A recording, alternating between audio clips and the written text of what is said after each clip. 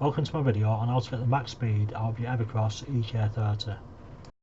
To unlock top speed, hold the up and down buttons, get to the P menus, scroll up to P8 using the M button, and then use the up button to take it from 26 to 67.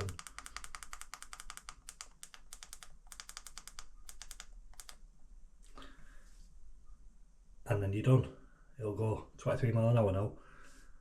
But 66 and 68 still stay at 15.5 for some reason, so 67 is the magic number. Also, P11 is your assist sensitivity. The lower you have that, the more it assists you basically, the quicker it kicks in.